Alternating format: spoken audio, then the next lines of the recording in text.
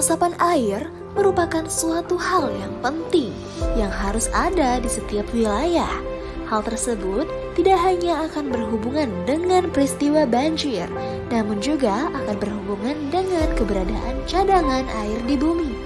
Daerah resapan air merupakan daerah yang menjadi tempat air hujan dapat masuk ke dalam lapisan tanah, sehingga tidak langsung mengalir ke sungai ataupun ke laut. Biasanya, daerah resapan air memiliki banyak pohon karena akar pohon merupakan penahan air yang sangat baik. Daerah resapan air akan dapat mencegah terjadinya banjir. Tanah longsor juga dapat menyimpan air di dalam tanah dan menguncinya untuk bisa digunakan di kemudian hari. Namun, kenyataannya sekarang ini menunjukkan bahwa daerah resapan air sudah mulai berkurang. Terlebih terjadi di daerah perkotaan yang akan sangat sulit untuk menemukan daerah resapan air. Seiring dengan bertambahnya jumlah penduduk, kebutuhan terhadap lahan bumi mengakibatkan terjadinya perubahan tata guna lahan. Lahan yang semula ruang terbuka hijau yang berfungsi sebagai daerah resapan air berubah menjadi daerah pemukiman, jalan, komplek niaga, dan industri. Dengan perubahan tata guna lahan mengakibatkan berkurangnya daerah resapan air. Kondisi ini juga terjadi di daerah hulu.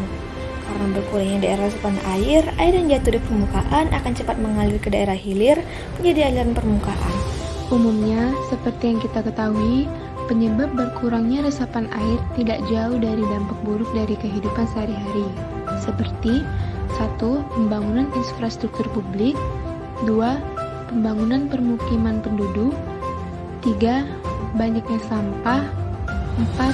Penebangan pohon secara liar, dan yang kelima, pembangunan fasilitas publik.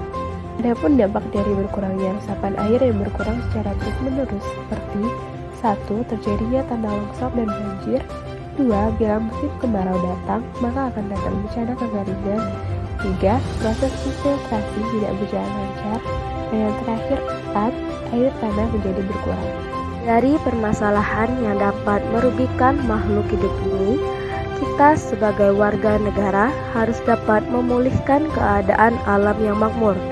Maka, salah satu cara untuk pengelolaan limpasan air permukaan yang terjadi akibat berkurangnya daerah resapan air adalah dengan cara pendekatan das terpadu dengan melakukan rehabilitasi lahan, khususnya wilayah hulu sungai dengan pendekatan fisik yaitu dengan cara upstream. Di sini, rekayasa pengelolaan limpasan dilakukan di luar badan air, langsung di permukaan tanah di daerah aliran sungai, dan dapat diketahui juga untuk mengembalikan volume air tanah diperlukan beberapa cara seperti 1.